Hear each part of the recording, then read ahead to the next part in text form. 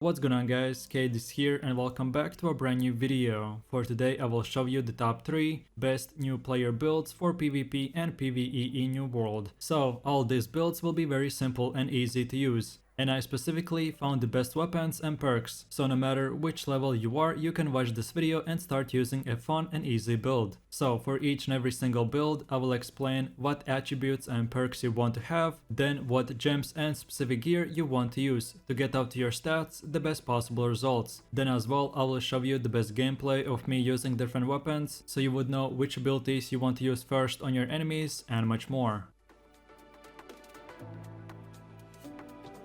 So then moving over to the first build, which is the easiest and best weapon in the entire game. And for the weapons, you want to use the hatchet and live staff. And these are the attributes you want to have. So first things first, if you start from level 0, you want to get your focus to 150 and then start building your constitution. And around level 60 you should have 300 focus and 100 constitution. And last but not the least, for your gear you want to go with the medium category. And the best gear setup is to have medium helmet, heavy chest piece, light gloves, heavy pants and light boots. And this will give you 22.9 kg weight, which is exactly just below the heavy weight category. So then moving over to the first weapon, which is the hatchet. And these are the weapon masteries you want to have. So first of all, you want to unlock the berserk ability with these 2 perks. Then afterwards unlock the second ability called the Pharaoh Rush and then get these 2 perks. Then lastly unlock the last start ability with these 2 perks, and that's it. Now from this point and onwards you're full free to choose in whichever order you want to spend your points. So then let's go over to the second weapon, which is the live staff. And these are the weapon masteries you want to have. So first of all you want to unlock the first perk and then the first ability called the Sacred Ground. And then afterwards unlock all these 5 perks. Then now let's go over to the other side and unlock this 1 perk. And then the second ability called the Beacon. And then get these 2 perks. Then lastly unlock the last start ability called the Light's Embrace. And then get these 2 perks as well. And now from this moment you're full free to spend your points in whatever order you like. Okay, so now let's go over to the gameplay where I will show you the best way to play this build. So first of all, you are a off DPS / off healer, and right now in the current stage of the game, healers are broken and very powerful. So then for the life staff, your Q ability is called the Sacred Ground, which you have to point and select the area you want to place it in, and then cast it for a split second. Then our R ability is called the Light's Embrace, and it basically works the same way, just for a single target. And lastly, we have the F ability called the Beacon, which you can just aim and it places a huge healing circle on the ground. And if you target the player, you can just attach the spell to him specifically. So instead of the circle being on the ground, it will be attached to a player, making this build very useful in expeditions and group PvP. So then for our second weapon, we have the hatchet. And when attacking an enemy, it's super simple. You want to use your Q ability, aka activate the berserk mode, and then keep on using auto attacks and use the R and F ability, which both of them are just simple damage spells. The best thing about the berserk mode is that it will give you self-healing and movement speed, so you can use it to run away or run towards someone. So the way you want to attack a player is first of all from a distance use your live staff and auto attack the target. Then when you get closer to the enemy or he will get closer to you, then switch to the hatchet and activate the berserk mode. And keep on using auto attacks and the R and F ability. Then whenever you or your teammates are low health, switch back to the life staff and place the Sacred Ground or Beacon on the ground, and whenever you want to heal yourself or a specific target, then use the Light's Embrace ability. And to heal yourself, hold the control button and then activate the spell. And it is that simple. For more damage and attacking, you use the auto attacks and hatchet. And to heal yourself or teammates, switch to the life staff, and that's it. So now for my last and final conclusions for this build.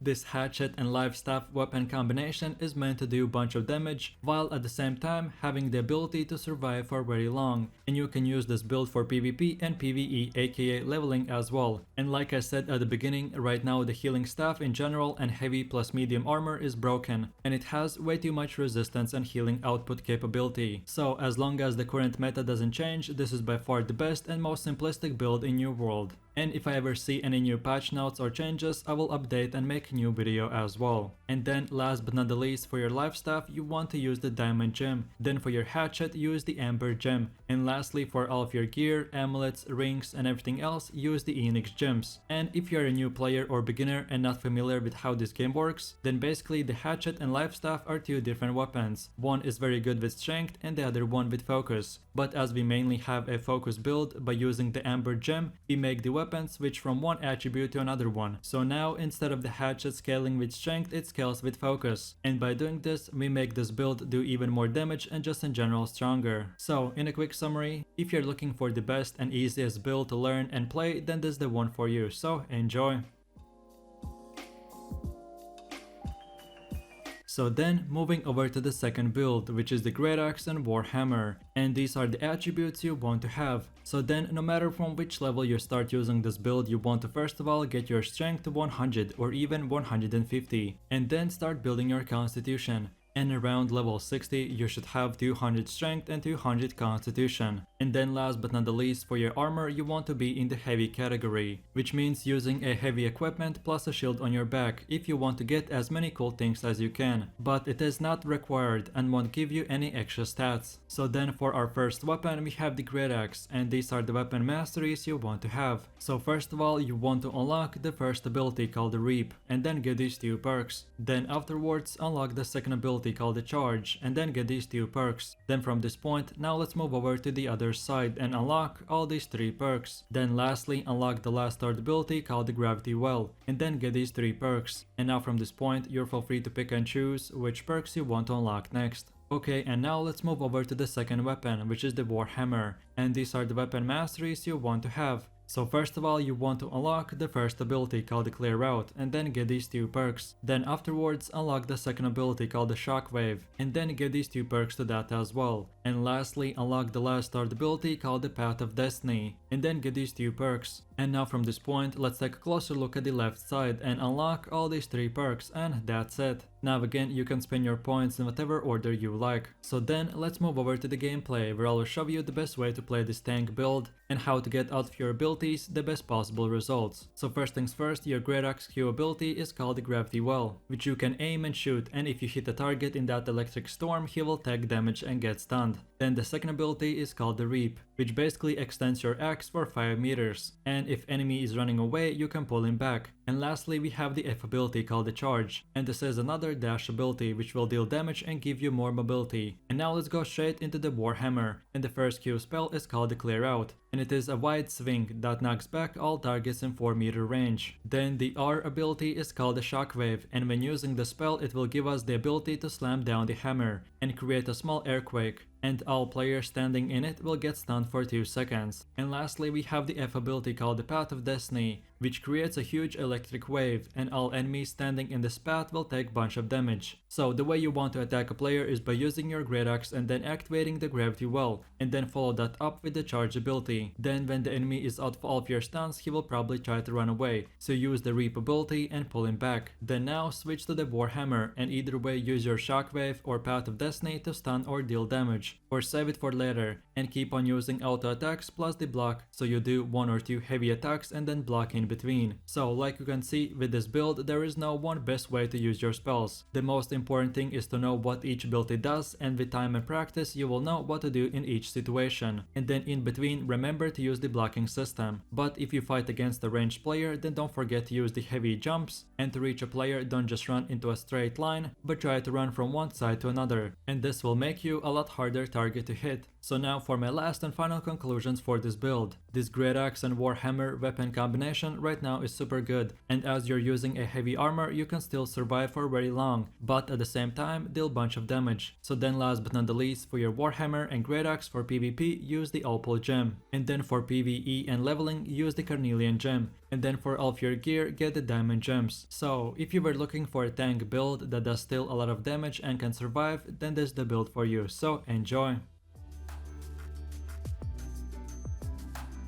So now for my last and final build, we are using the Fire Staff and Life Staff, and these are the attributes you want to have. And no matter from which level you start using this build, first of all you want to get your focus to 200, and then get 50 points in constitution, and then continue putting everything else in focus. And around level 60 you should have 300 focus and 100 constitution. And again, last but not the least, for your armor you want to go with the medium category. And the best gear setup is to have medium helmet, heavy chest piece, light gloves, heavy pants and light boots. So then moving over to the first weapon, which is the Fire Staff. And these are the weapon masteries you want to have. So first of all, you want to unlock both these 2 perks and then the first ability called the Fireball, and then get these 3 next perks. Then afterwards unlock the second ability called the Pillar of Fire and then the next perk to that as well. And now let's take a closer look at the other side and unlock all these 3 perks. Then lastly unlock the last third ability called the Burnout and then get these 2 perks. And now from this point you're free to pick and choose which perks you want to unlock next. So then let's go over to the second weapon, which is the Life Staff, and these are the weapon masteries you want to have. So first of all you want to unlock this perk and then the first ability called the Sacred Ground, and then afterwards unlock all these 5 perks. Then now let's go over to the other side and unlock this 1 perk, and then the second ability called the Beacon, and then get these 2 perks. Then lastly unlock the last third ability called the Light's Embrace and then get these 2 perks. And now from this point you're free to spend your points in whatever order you like. Okay, so now we have come to the gameplay, where I will show you the best way to play this build. So first of all we have the Fire Staff, and the Q ability, aka the Burnout, is a big dash spell,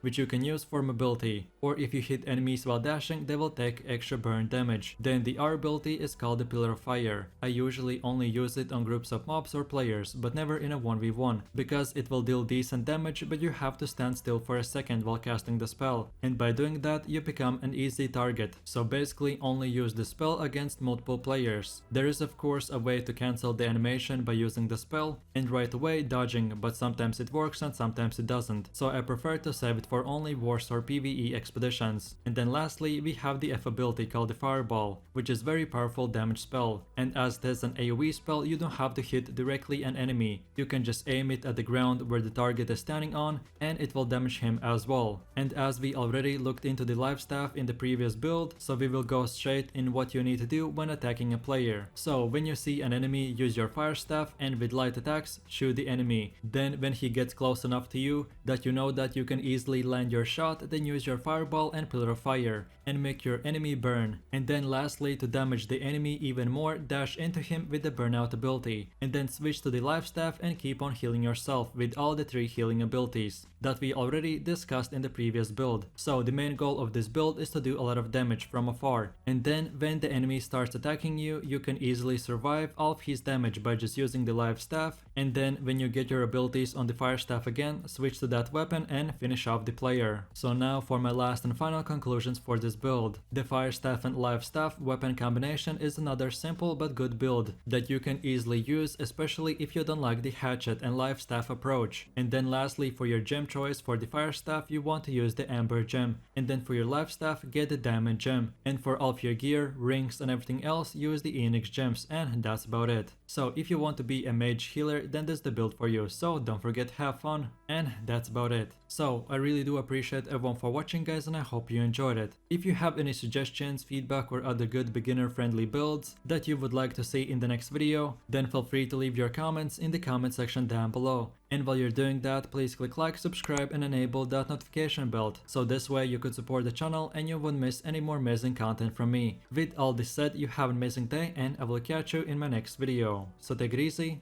peace.